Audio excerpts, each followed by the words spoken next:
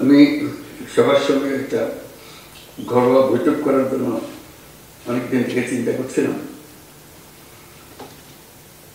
কিন্তু আমার অভিজ্ঞতার অভাবে সেটা করে উঠতে পারতেছিলাম না। শুরু হয়েছিল যখন আমরা ডিসি কনফারেন্স করলাম, আমার খুব ভালো লাগলো যে সবার সঙ্গে দেখা হলো। সঙ্গে সঙ্গে বললাম যে আমরা জেলা পুলিশ সুপারদের নিয়োগ একটা করতে পারি, এরকম খুব ভালো হবে, একটা নিয়মিতভাবে করে ভালো। তো বেশ কয়েকবার বলেছি, মনে হচ্ছে এতে একটা কাজ হবে, কেউ এটা অর্গানাইজ করবে, কিন্তু আমার একটা কথায় রয়ে গেছে, এটা হয়নি। শেষে একদিন সম্প্রতি আবার কথাটা উঠাতে, তো ঠিক আছে এটা আমরা করি। একটু দেরিতে হলো, তা হলো, আমরা সবাই একত্রে বসলাম, খুব ভালো লাগলো। সরকার যাই কিছুই করতে চাক না কেন, যে ভঙ্গিতেই করতে চাক না কেন, শেষ পর্যন্ত পুলিশের হাত দিয়ে করতে হয়। তারা করে দেবে না, তারা এনভায়রনমেন্টটা সৃষ্টি করে। ওই এনভায়রনমেন্ট না থাকলে তাহলে কোনো কাজ আর হয় না। কারণ পুলিশের কথা প্রসঙ্গে বারে বারে আমরা বলছি দুটো শব্দ, আইন ও শৃঙ্খলা।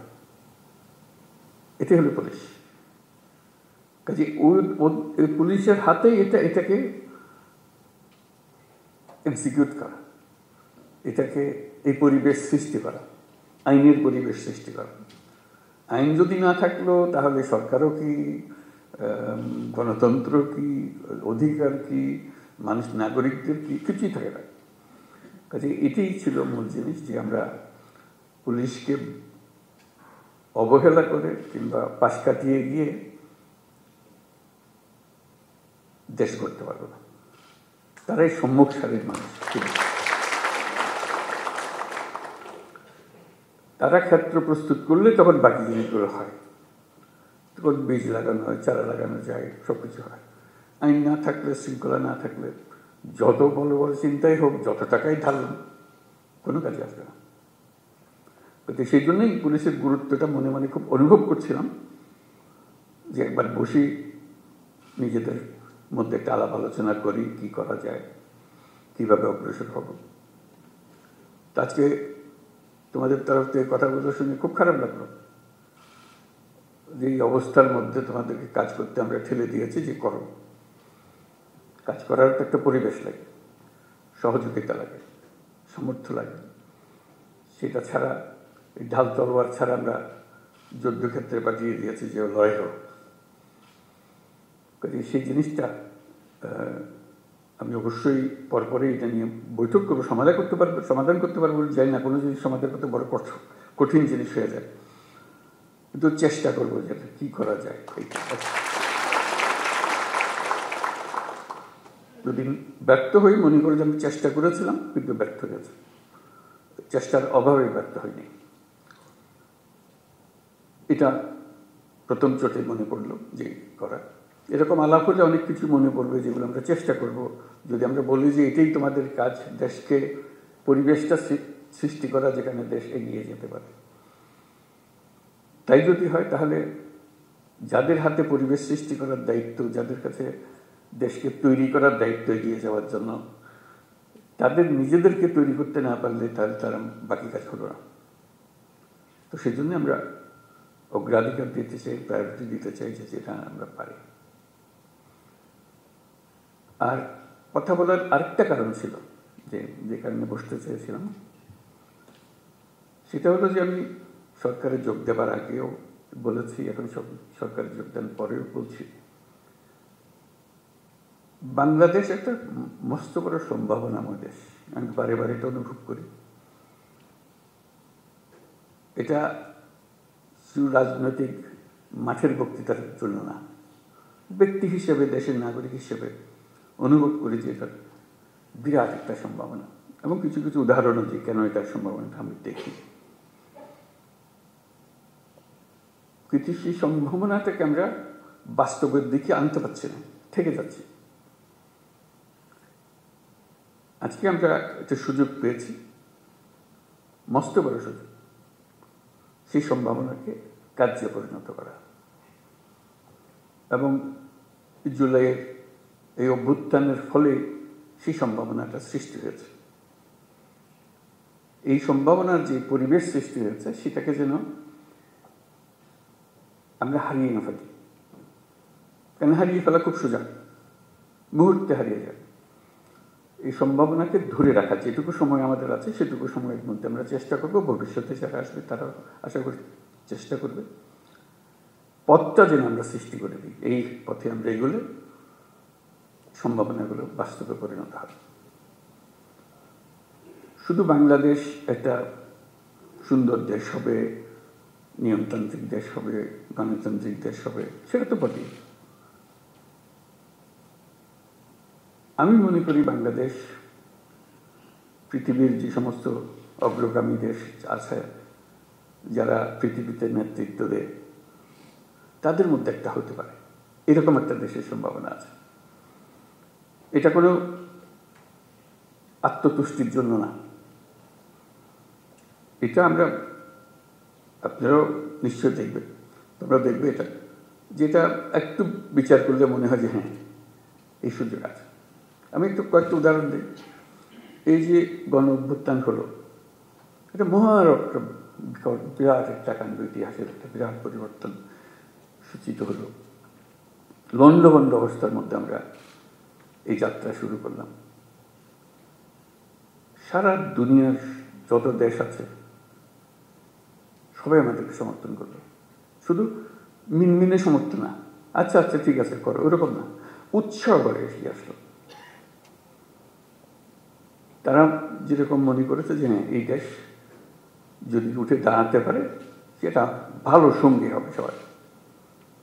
আমাদের উপরে তারা ভরসা করেছে, যেরকম আমরা নিজেদের উপরে সে ভরসা আনতে চাই। আমাদের সে ভরসা অনেক সময় হারিয়ে যায়, যে মনে হয় যে না কী হবে, এই তো 2 দিন পরে আবার সব পাল্টে যাবে, কয়দিন থাকবে এটা দেখি আমরা, একটা প্রশ্নবোধক নিয়ে অগ্রসর। আমি যেটা বলার চেষ্টা করছি যে প্রশ্নগুলো সরিয়ে দেওয়া, আমাদের কোনো প্রশ্ন নেই, আমরা এটা করবই, আমরা করার সামর্থ্য আছে আমাদের। এই যে নতুন করে আমাদের যাত্রা শুরু হলো, এটা একটা মস্ত বড় সুযোগ।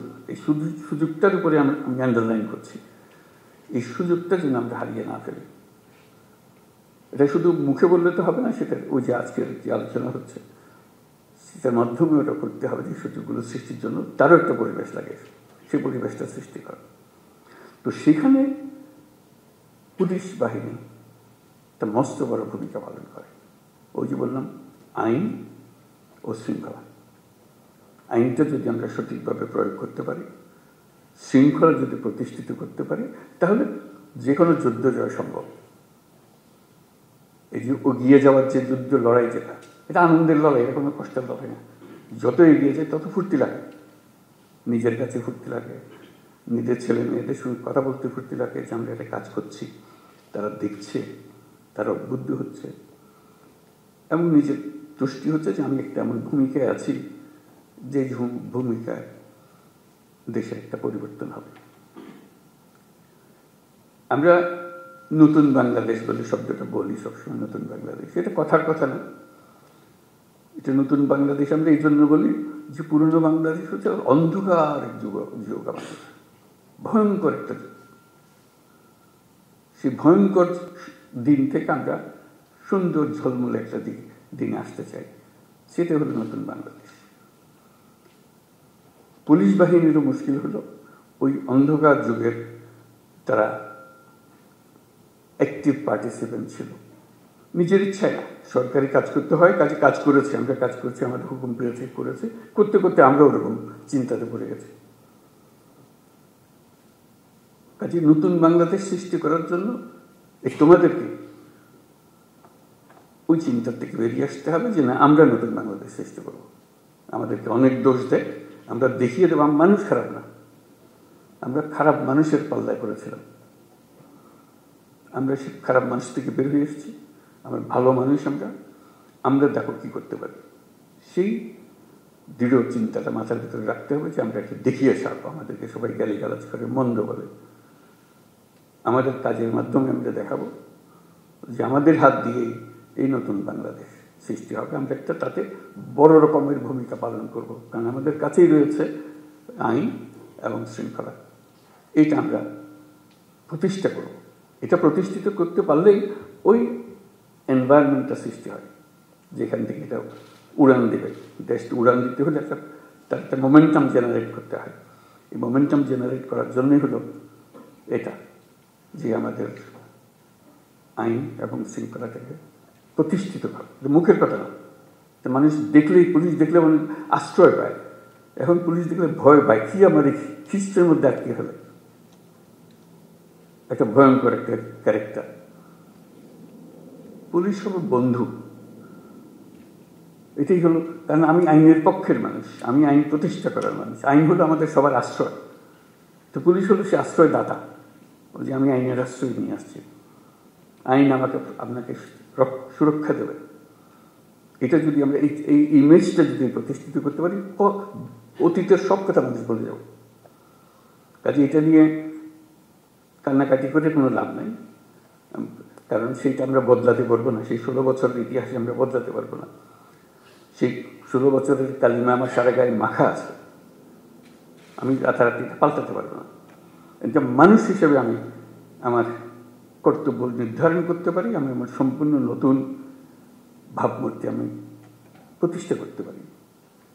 এবং যে সরকার তোমাদের নিয়ে কাজ করছে, সেই সরকারেরও ইচ্ছা যে তোমরা সেই ভাবমূর্তিতে চলে আসো, যাতে করে সবাই, দুনিয়া সবাই দেখে, মানুষ, দেশের মানুষও দেখে আমরা শুধু পুলিশ বাহিনী না, আমরা নতুন বাংলাদেশের পুলিশ বাহিনী। এই ক্যারেক্টারটার জন্য সে দেখলে মনে হচ্ছে না, এই লোকটা, এই পুলিশটা নতুন বাংলাদেশের পুলিশ। তোমার কাজে কর্মে তখন মানুষ অতীত ভুলে যাবে, মাফ করে দেবে, যা আমাদের সবাইকে ভুক্তভোগী হতে হয়েছে, সেটার কারণে তাদেরকে সেই ভূমিকা পালন করতে হয়েছে। এখন সুযোগ পেয়েছে, তারা নিজের চরিত্র নিজের ভাবে উন্মোচন করেছে যে আমি নতুন বাংলাদেশের পুলিশ। এই নতুন বাংলাদেশের পুলিশ বলতে যা যা তোমার মনে আসে, সেই জিনিসটাকে প্রতিষ্ঠা করা, এটাই হলো আমাদের মূল কাজ। এটা করতে পারলে আমরা আমাদের এই যে সুযোগ সৃষ্টি হলো, আমি যেটা সুযোগের উপরে জোর দিচ্ছি, অভ্যুত্থানের কারণে যে সুযোগ সৃষ্টি হয়েছে, যার কারণে আমরা নতুন বাংলাদেশের কথা জোর দিয়ে বলছি। মাঝে মাঝে লোকে মনে করে এটাও একটা রাজনৈতিক বক্তব্য, বলতে শুনতে ভালো লাগে, কিন্তু অন্তঃশাসন না।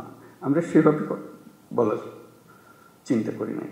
আমরা বাস্তবিক পক্ষে মনে করেছি যে এটা একটা মস্ত বড় সুযোগ। এটা নতুন দেশ, যেমন নতুন দেশ আর আশেপাশের 2-4টা দেশের সঙ্গে পাল্লা দেবে তা না। আমরা দুনিয়ার মাঠে খেলার খেলোয়াড়, আমরা ছোট মাঠে খেলার খেলোয়াড় না। বাংলাদেশ, ওই যে বললাম, বাংলাদেশ অপূর্ব একটা দেশ। সেই দেশে যারা আমরা দুনিয়ার মাঠে খেলি, আমাদের দিকে দেখে লোকে হাততালি এসছে, বাংলাদেশ নেমেছে এবার। ওরকম চাই, ওরকম এমন করতে পারি। এটাও কোনো বাক্য উচ্চারণ করা মানুষের মধ্যে একটু ভাবনা চিন্তা সৃষ্টি, তা না। আমরা বাস্তবে পারি, আমাদের সেই সুযোগ আছে। সেই সুযোগগুলোর কথা বারে বারে বলার চেষ্টা করছি, এই সুযোগগুলো যেন আমরা গ্রহণ করি। তো সেই নতুন বাংলাদেশের পুলিশ বাহিনী হিসেবে আমাদের করণীয় কি করতে পারি? অতীত নিয়ে কান্নাকাটি করার দরকার নাই, নতুনের জন্য আমরা প্রস্তুত এবং করে দেখাবো। এটা মুখে বলে আমরা নতুন বাংলাদেশ করবো ইত্যাদি মুখে বলার দরকার নেই, কাজে বলবো যে হ্যাঁ এই হলো নতুন বাংলাদেশের পুলিশ বাহিনী। সবাই ভাবা দেবে যে হ্যাঁ এই একটা কাজ, এবং আশেপাশের যারা আছে তারা বলবে যে ভাই আপনার একটা কাজ দেখালেন এবার। এটা আমরা চিন্তা করি নাই, পুলিশের হাত দিয়ে এই কাজ হতে পারে, পুলিশের মাথায় চিন্তা আসতে পারে। কারণ পুলিশ সম্বন্ধে ইমেজ হলো যে তারা খারাপটা আগে দেয়, খারাপটা আগে করে। আমরা ভালোটা আগে দেখবো, ভালোটা আগে করবো। আমাদের পুরো বাহিনীটা নিয়োজিত, 1-2 করা সেটা ঠিক আছে, খারাপ না, কিন্তু তাতে বাহিনী পাল্টায় না। বাহিনী সামগ্রিকভাবে একটা কাঠামো, এই কাঠামোর কাছে অনেক শক্তি, যদি আমরা সেই শক্তিকে ঠিক দিকে প্রসারিত করি। সেটি বলার জন্য, যে কমিউনিকেট করার জন্য যে আমরা এই সুযোগটা গ্রহণ করি, আমরা কি কি করলে হবে সেই আলোচনাটা আমরা শুরু করি। যে এই জিনিস হলে এটা একটা টিম ওয়ার্ক, তো এটা তো আর একক কোনো উপদেষ্টা মহোদয় হুকুম দিয়ে দিল আর তোমরা করে ফেললে, এরকম না। এটা সবাই মিলে একটা টিমের মতো খেলতে হবে।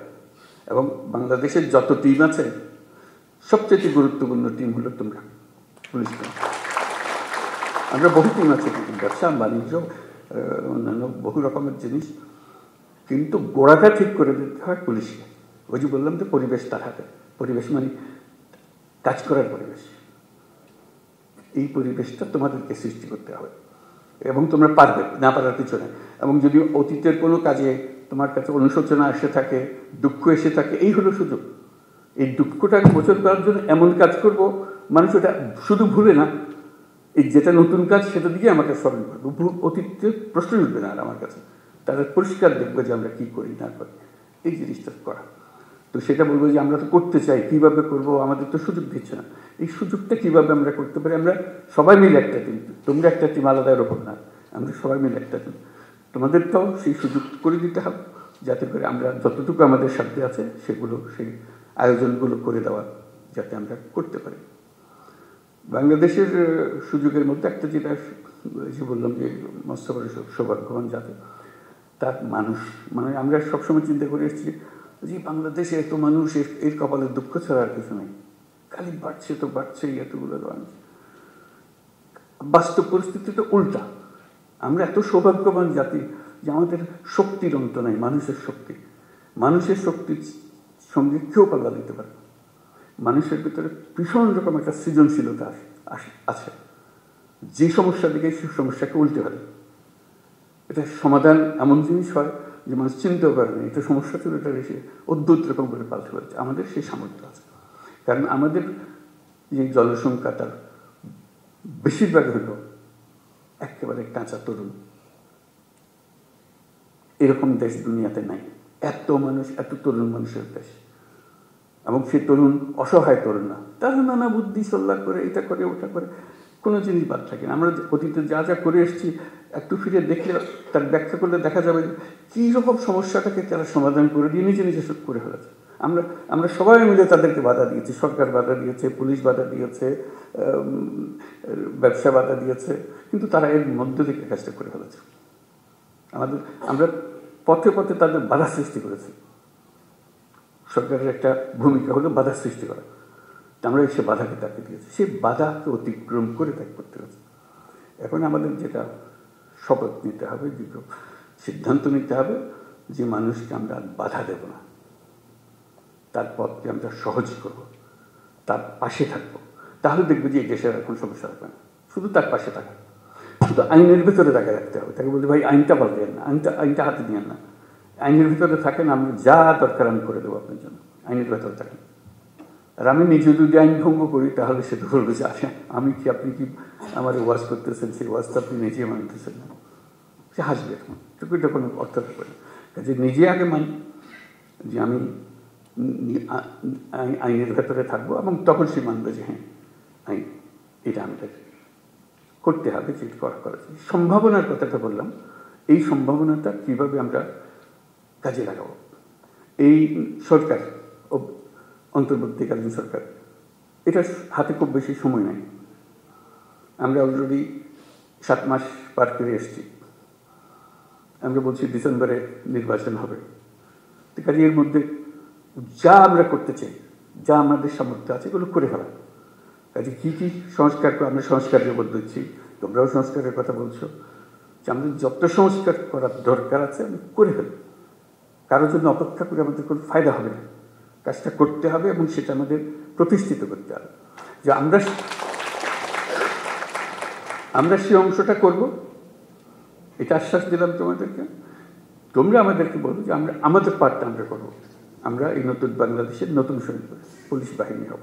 এটা হলেই আমরা ওই ক্ষেত্রটা প্রস্তুত করলাম। এই ক্ষেত্র প্রস্তুত করলেই আমরা থাকি আর না থাকি, এটা দেশ থেকে যাবে, এটা চলবে। অন্যরা মনে করবে যে না এটা সুন্দর চলছে, এটা চলতে থাকবে, সেই জিনিসটা করে।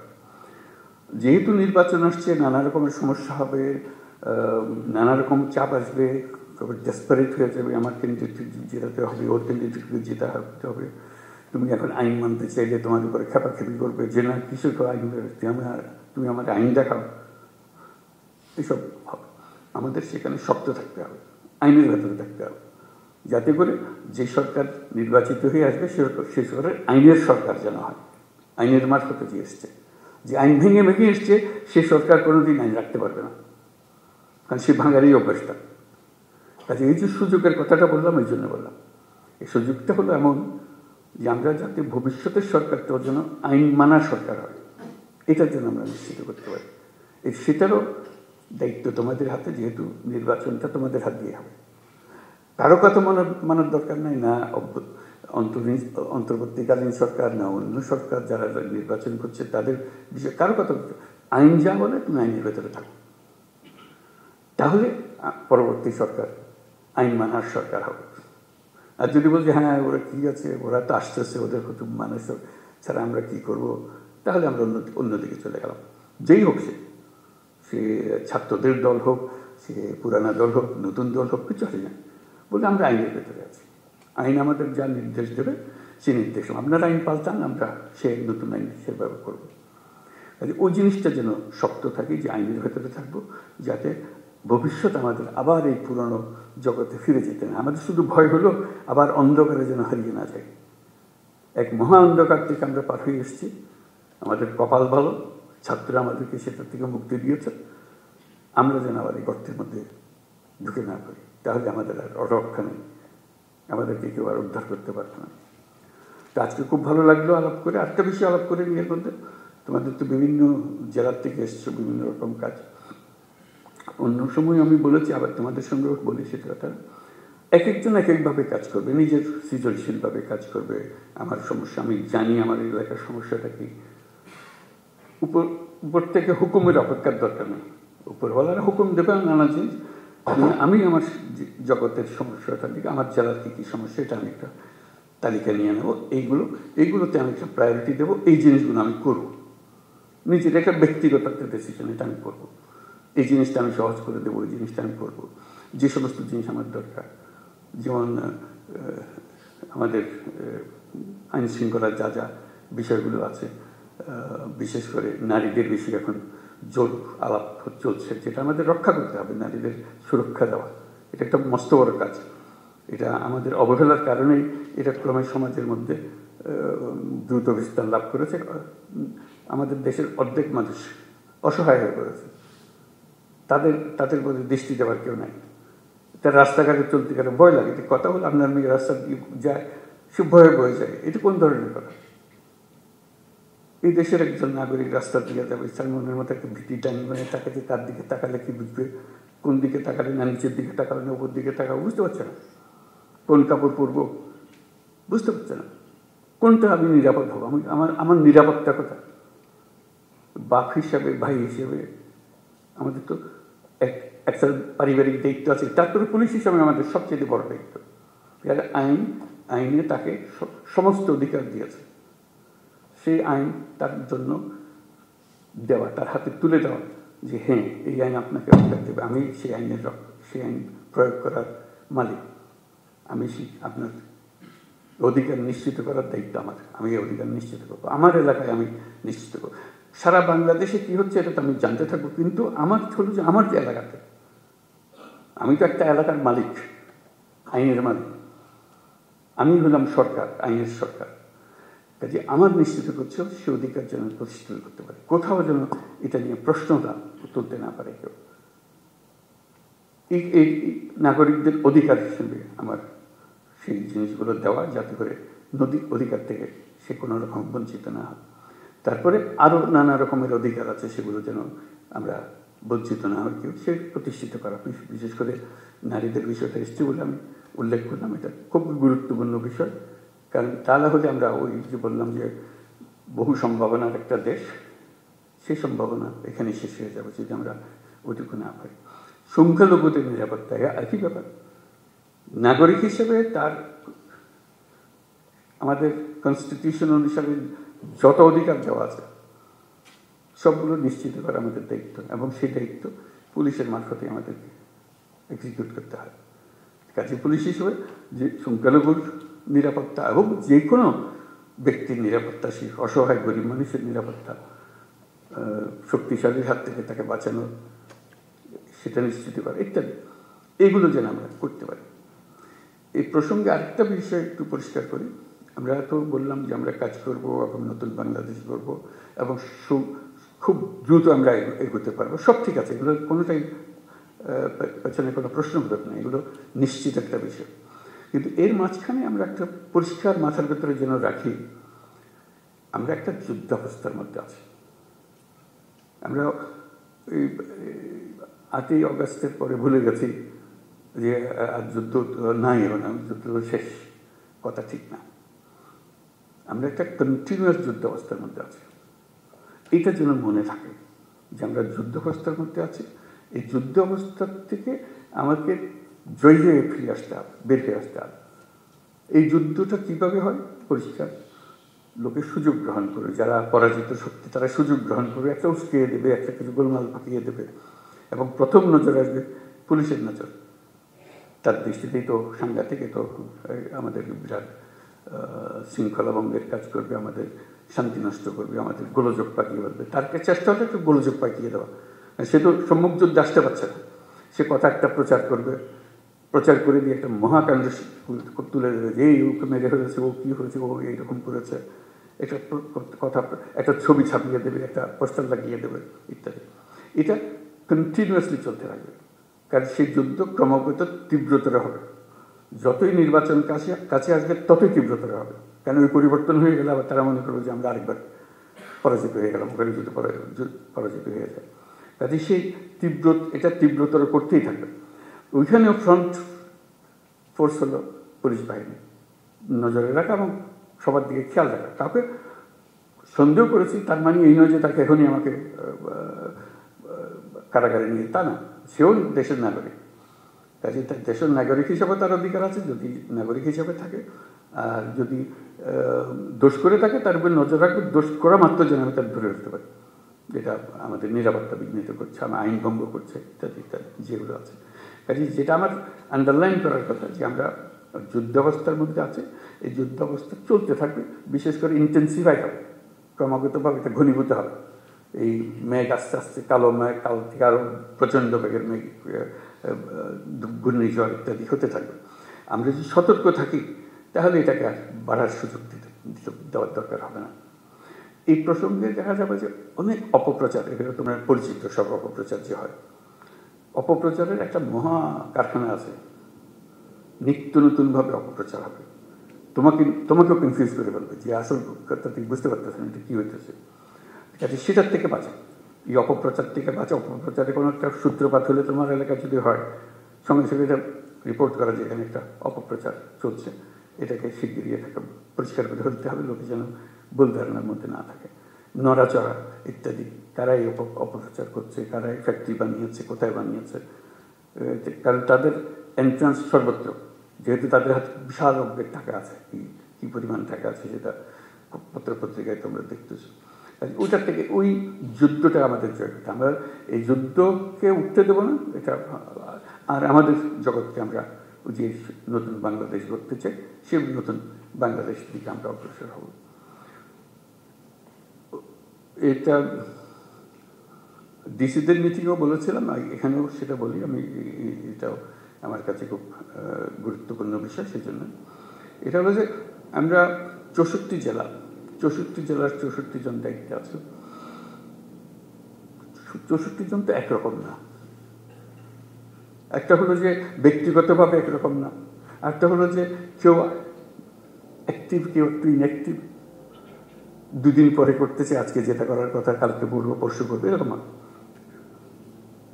তো সেটা যে আমরা যাচাই করবো কীভাবে, সেই জন্য স্বরাষ্ট্র মন্ত্রণালয়কে বলবো একটু খেয়াল রাখা, এটা একটা প্রক্রিয়া সৃষ্টি করা, যাতে করে উৎসাহ হয়। আমার কাজের মধ্যে একটা উৎসাহ আছে, আমি যেন ঝিমিয়ে পড়লে এটা আমাকে জাগিয়ে দেয়। আমি পারি, কিন্তু একটু ঝিমিয়ে গেলে একটু চাঙ্গা করে। কী করা? আমি প্রস্তাব দিচ্ছি যে র্যাঙ্কিং করা, প্রতি মাসে এই 64 জেলাকে 1 থেকে 64-তে নিয়ে আসা, সবাই কে কোন স্থানে আছে। ক্লাসে এরকম হয় না যে ফার্স্ট বয় সেকেন্ড বয় হয়, ফুর্তি লাগে। আমার একেবারে লেজের গোড়ায় দিয়েছি, আমার খুব খারাপ লাগে, আমি পারি, তখন আমার একটু গোসা লাগে যে কী বলে ওই কারণে আমার উপরে যায়, আমি হচ্ছে অনেক ভালো করি। কত বলবো যে আমার জেলাটা আসলে খারাপ, আমাকে এই জন্য হয়েছে। পরে বলছে না, ওরটা অত খারাপ, ওটা তো ভালো না, ও তো আমার উপরে চলে গেছে। এই জিনিসটা করে, এটা খেলার মনোবৃত্তি থেকে, কোনো কাউকে শাস্তি দেওয়ার জন্য না, যে এটা খেলোয়াড়, যে সবাইকে জানানো হবে এই কী ক্রাইটেরিয়াতে হবে, সেই ক্রাইটেরিয়াটা তার ঠিক করে দেবেন। তোমরা জানো যে এই ক্রাইটেরিয়াতে বিচার হয় এবং প্রতি মাসে এটা তৈরি হয় 1 থেকে 64। তো আমাদের যেটা হবে, তাদের স্বরাষ্ট্র মন্ত্রণালয়কে বলতে যেটা হবে, একই ব্যক্তি বারে বারে 64-তে থেকে যায়, এটা নিয়ে এখন আমাদের সন্দেহ। আগে যে 64 ছিল 64, তারপর 63-তে চলে গেছে, তারপরে 50-এ চলে গেছে, তারপরে 32-এ চলে গেছে, সে নড়াচড়া করে। এইগুলো 64 আর নড়ে না দেখি, খালি ওখানেই থাকে। তাহলে তার মধ্যে একটা বেসিক প্রবলেম আছে। হয় এটা তার পারিপার্শ্বিক একটা প্রবলেম, অথবা তার ব্যক্তিগত একটা প্রবলেম। সেটার দিকে নজর দেওয়া, তার একটু সাহায্য করা, যে একটু নড়াচড়া, একটু দু এক ধাপ উপরে ওঠো, চেষ্টা করো, উৎসাহিত করা। কেন এটা উৎসাহিত করা, ইনসেন্টিভ দেওয়ার জন্য, যে আমরা দেখালাম যে কি হলো। ওই শুধু নজর রাখা যে জায়গাতে আছে নিচের দিকে, সেই নিচের দিকে থেকে যাচ্ছে, উপর দিয়ে উঠতে ওঠার চেষ্টা করতেছে না বা পারতেছে না, তাহলে তাকে ট্রেনিং দিতে হবে, তাকে আরেকজন সাহায্য করে দিতে হবে, যাতে করে সে একটু উপরে উঠতে পারে। আর যে 10-এর মধ্যে ঢুকে গেছে আর 10 থেকে নামতেছে না, বাবা সে শক্ত করে ধরছে, সে ভালো, তার দিকে একটু নজর রাখা, যে হ্যাঁ ভালো কাজ, ভবিষ্যতে অনেক কাজে দায়িত্ব দেওয়া যাবে তাকে, যে 10-এর মধ্যে থাকে, প্রত্যেকবারে দিকে 10। এরকম একটা প্রক্রিয়া হলে ফুর্তি লাগে কাজ করার মধ্যে। তা আমরা প্রযুক্তিকে আনতে চাচ্ছি আমাদের কাজের মধ্যে। আমরা পুলিশ রিপোর্ট করা, কি বলে এটা, মামলা রুজু করা, এগুলো অনলাইন, এগুলো আছে না, অনলাইন চালু করে কাজ হচ্ছে আমি ভালো। এই অনলাইন আমরা সব যত কিছু আছে এখন অনলাইন করার চেষ্টা করি। এটা দিয়ে শুরু হলো অনলাইন, এটা মামলা রুজু করা। আমরা দেখবো তো কোন জেলাতে কয়টা হয়, এটার একটা ছবিটা দিয়ে দেওয়া, টেবিলটা দিয়ে দেওয়া। এই জেলাতে এই মাসে, এই মার্চ মাসে 32টা হয়েছে, এই মাসে, আগের মাসে 30টা ছিল, আগের মাসে 20টা ছিল, এখন 32টা হয়েছে। আরেকজনের প্রথম মাসে 20টা ছিল, তার মধ্যে 40 হয়েছে, তারপর 80টা হয়েছে। দ্রুত চলে যাচ্ছে। একই কাজ, একজনে সবাইকে উৎসাহিত করছে, যেখানে কাজ আটকে যাচ্ছে সেখানে তাকে সাহায্য করছে, যে আমি ফোন করতেছে, ভাই কি আমাদের এখানে আটকাই দিলেন, কি এটা চলতেছে না, আমার পারতেছে না, তো আমরা আমাদের বারবার কমপ্লেন আসছে, আসেন একটু ঠিক করে দেন, নাহলে আমি পিছিয়ে যাবো। অর্থাৎ এই সংখ্যাটা বাড়তে হবে। আসতেছে, মামলা আসতেছে, কিন্তু লিখিতভাবে আসতেছে। আমরা বলি না, লিখিত মামলা আস্তে আস্তে আমরা বন্ধ করে দেবো। এটা অনলাইনে আসতে হবে। অনলাইনকে তাকে অভ্যস্ত করা, যে হ্যাঁ আসলে ভাই আপনাকে দেখাই দেবো, আর চলেন আপনি অনলাইনে করেন এটা। সে তো জানে না অনলাইন প্রথম দিকে, কাজে আসলেও আরেকজনকে বলবো, আসছে একদিন তো সময় হয়ে গেছে, আপনি তো অনলাইন শিখে ফেলেছেন, ওইখানে শহরে অমুক জায়গাতে আছে, ওরা করে এগুলো, আপনি ওখানে যেন ওরা করে দেবে, আমার কাছে আসার দরকার নেই। উৎসাহ সহকারে তারা দেবেন, যাতে নম্বরটা বাড়ে, আপনার অনলাইনের সংখ্যাটা বাড়ে। যত অনলাইনের সংখ্যা বাড়বে তত বুঝলাম যে কেউ না কেউ ইনিশিয়েটিভ নিচ্ছে, ইনিশিয়েটিভ নিলে কাজটা হতে পারে, সে কাজগুলো করে দেওয়ার জন্য। এরকম প্রত্যেকটা জিনিস মানে অনলাইনের মধ্যে আমরা আনতে থাকবো। ন্যাশনালি অনেক জিনিস আমরা অনলাইন নিয়ে আসবো, যেমন কর দেওয়া, ট্যাক্স দেওয়া, পুরো ট্যাক্স সিস্টেমটা অনলাইন হয়ে যাবে, অনলাইনে দেবে। অর্থাৎ তাকে সরকারি অফিসের পেছনে দৌড়াদৌড়ি করতে না। এগুলো আছে, দোকান আছে, তার এখানে আমি ট্যাক্স দিতে পারি, ব্যাট দিতে পারি, যা যা করতে হয়, লাইসেন্স নিতে পারি, সব কিছু দেওয়া আছে। আমার তথ্য দিল সে আমার লাইসেন্সটা দিয়ে দেয়, ফুরে গেছে, তার সঙ্গে আর কোনো কিছু, দোকান সাজাই বসে আছে, আমি শুধু গিয়ে টাইপ করতেছি। এরকম প্রতিটি ক্ষেত্রে আমরা ওই সিস্টেমে আমরা চলে যাচ্ছি আস্তে আস্তে। যেমন এখন ইয়ের ব্যাপারে, পাসপোর্টের ব্যাপারে বলেছি, নিশ্চয়ই তোমাদের নজরে এসছে। আমরা বলছি পুলিশ ভেরিফিকেশন লাগবে। প্রথম সব চমকে গেছে, আর বলে যে পুলিশ ভেরিফিকেশন, এত অভ্যস্ত হয়ে গেছে আমরা পুলিশ ভেরিফিকেশনে, যেটা তুলে দেওয়া মাত্র চমকে উঠেছে। কারণ অথচ এটা কোনো দরকার নেই। আমি এই দেশের মানুষ, আমার এনআইডি ছাড়া প্রতিষ্ঠিত করেছে, আমি এই দেশের নাগরিক। নাগরিক হিসেবে পাসপোর্ট পাওয়া আমার অধিকার। আমার যদি কোনো কেস থাকে, মামলা থাকে, সরকার আমাকে সেটার জন্য বাধ্য করে বলে যে না, এই লোকের মামলা আছে, তাকে কোনো সময় পাসপোর্ট দেওয়া যাবে না, সেটা সে করতে পারে। তার ইয়েতে গেলেই আমরা পাবো, তার আইডিতে গেলেই আমরা পাবো ডেটাবেসে, যে তার নামে মামলা আছে, পরিষ্কার হয়ে। কারণ ভেরিফিকেশনের দরকার নেই। এই একটা মামলা মাসের পর মাস, বছরের পর বছর চলে যাচ্ছে, সে বেচারা পাসপোর্ট পাচ্ছে। তো আমরা বলছি কিন্তু ভেরিফিকেশন লাগবে না। তখন প্রশ্ন উঠলো, এটা একটা বিপদে ফেললেন আমাদের। রোহিঙ্গারা যদি এর মধ্যে ঢুকে যায়, কারণ ভেরিফিকেশন লাগবে, ভেরিফিকেশনে বুঝতে পারতাম যে এটা রোহিঙ্গা, কাজে তারা আমরা পাসপোর্ট দিতাম না। তো আমরা ঠিক করলাম যে না, সেটা ইউএনএইচসিআর, যারা রোহিঙ্গাদের দেখাশোনা করে, শুধু যারা, তাদের ডেটাবেস আছে, তাদের ডেটাবেস থেকে সব জানবে। যে ওটা দেওয়া মাত্র, ওই নম্বর ওর এনআইডি দেওয়ার মাত্রই বলবো যে ও তো এনআইডি নেই, এনআইডি ওটা বেজাল এনআইডি আছে, সে বেজাল এনআইডি অন্য জায়গায় চলে যাবো। তো তখন তার ইয়েগুলো আছে, বায়োমেট্রিক্স আছে, বায়োমেট্রিক্সটা দিলেই সঙ্গে সঙ্গে বলবো যে এ তো রোহিঙ্গার ক্যাম্পের বাসিন্দা, তার যেহেতু ওই দুটা ডেটাবেস কানেক্টেড হয়ে যাবে। এটাই এখন আমরা প্রক্রিয়া করছি, যে দুটো একত্র হয়ে যাবে। এটা দেওয়া মাত্রই সমস্ত তথ্য স্ক্রিনে ভেসে উঠবে যে ওখানকার, তাহলে সেখানে পাসপোর্ট দেওয়া, পাসপোর্ট অথরিটি ঠিক করবে যে তুমি তো রোহিঙ্গা, তোমাকে আমরা দিতে পারলাম না। কাজে ওখানে পুলিশ ভেরিফিকেশনের দরকার নেই, যেহেতু টেকনোলজি আমাদেরকে সাহায্য করছে। অর্থাৎ আমরা ওই পথে অগ্রসর হবো যাতে তোমাদের কাজগুলো সহজ হয়, আইডেন্টিফিকেশন সহজ হয়, যাতে আমরা অগ্রসর হতে পারি, সহজে অগ্রসর হতে পারি, যারা যারা আছে, কি আছে না আছে সেগুলো নিয়ে কাজ করার জন্য। কাজে বহু সম্ভাবনা আছে আমাদের এগুলো করার জন্য।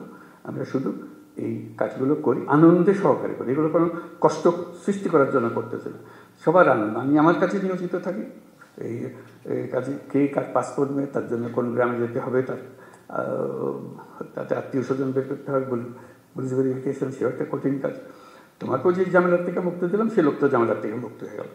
টেকনোলজি ইউজ হলো, টেকনোলজি ইউজ করে আমরা অনেকগুলো কাজ এখন থেকে করতে আরম্ভ করব, এবং যেখানেই টেকনোলজির মোকাবেলা হবে দেখবে উৎসাহিত করবে যে ভাই ওভাবে এটাই ভালো, অনেক শান্তিতে থাকবেন, আর কোনো অসুবিধা হবে না, নিজের কাজগুলো করতে পারবে। অর্থাৎ ভূমিকা পালন করার জন্য আমাদের অনেক জিনিস আছে। পুলিশ বাহিনী হলো আমাদের কোর বাহিনী, যাতে মানুষের সঙ্গে, সরকারের সঙ্গে যে আমাদের সংযুক্ত রাখে, মানুষের মনে উৎসাহ সৃষ্টি করে, আনন্দের সৃষ্টি করে, যে আমরা জাতি হিসেবে এগিয়ে যেতে চাই, আমরা হেরে যাওয়ার জাতি না, আমরা জয় হওয়ার জাতি, আমরা পারবো, আমাদের সেই সম্ভাবনার দুয়ার খুলে গেছে, সেই সম্ভাবনাগুলোকে আমরা কাজে লাগাতে চাই, সেই কথাগুলো বলো। আজকে এই কথাগুলো বললাম, আরও ভবিষ্যৎ আরও হবে, এখন অনেক জিনিস জানতে পারলাম, এগুলো নিয়ে আমরা বসে যতটুকু করতে পারি, যাতে করে আমরা আমাদের কাজগুলো যে কয় মাস আমরা দায়িত্বে আছি, সেই কয় মাসে অন্তত আমরা অনেক দূর নিয়ে যেতে পারি। ভবিষ্যতে কী হবে সেটা ভবিষ্যতের হাতে, কিন্তু আমাদের প্রতিটা দিন যেন আমরা মনে করি যে আমরা একত্রে সবাই মিলে বসে দেশের জন্য একটা কাজ করেছে, যেটা দেশকে এগিয়ে নিয়ে যেতে সাহায্য করছে। বিশেষ করে আমাদের ছেলেমেয়েরা, তারা আমাদের দিকে তাকিয়ে আছে যে আমরা কী করছি, তাদের কপালে কি সিল মেরে দিচ্ছি যে দল দেওয়ার কিছু দুঃখ ছাড়া কিছু নেই, নাকি তাদের দরজা খুলে দিচ্ছে যে তারা যেখানে ইচ্ছা পারে তারা যেতে পারে, তাদের সামর্থ্য দেখাতে পারে, তাদের অবস্থান দুনিয়ার সামনে তুলে ধরতে পারে, এবং সেটা পারার মতো জিনিস। আমাদের সামনের প্রজন্মদের বিষয়টা হল প্রযুক্তির জন্ম। এই প্রযুক্তি দিয়ে তারা কোথায় যে চলে যাবে আমরা চিন্তা করতে পারছি। আজকে যে ছোট্ট বাচ্চাটা আপনার ঘরে বড় হচ্ছে, দেখবেন যে সে কী যে কাণ্ড করে ফেলেছে তার 18 বছর বয়সে, 19 বছর বয়সে। আপনিও বুঝতে পারেন নাই, আপনার ফ্যামিলির কেউ বুঝতে পারেনি, সেও বুঝতে পারেনি, কিন্তু সে রাস্তা পেয়ে গেছে, যেহেতু প্রযুক্তি তার হাতে এসছে। প্রযুক্তি একটা হলো যে আলাদিনের চেরাগের মতো, এটা যার হাতে গেছে সে এটা নিয়ে যে কোনো ইচ্ছা যে কোনো জিনিস করতে পারে। আমরা স্টারলিংকের কথা বলছি, যে স্টারলিংক আশা করি কিছুদিনের মধ্যেই শুরু হয়ে যাবে। হয়ে গেলে দেখবেন যে ফার্স্ট ইন্টারনেট, খুব দ্রুত গতির ইন্টারনেট হয়ে গেলে এই বর্তমান যে ইন্টারনেট আছে তার তুলনায় এটা এত গতি, তাতে সমস্ত কিছু হাতের মুঠোয় চলে আসবে, মুহূর্তের মধ্যে হাতের মুঠোয় চলে আসবে, যে যা করতে চায়, আর কারোর জন্য অপেক্ষা করতে হবে।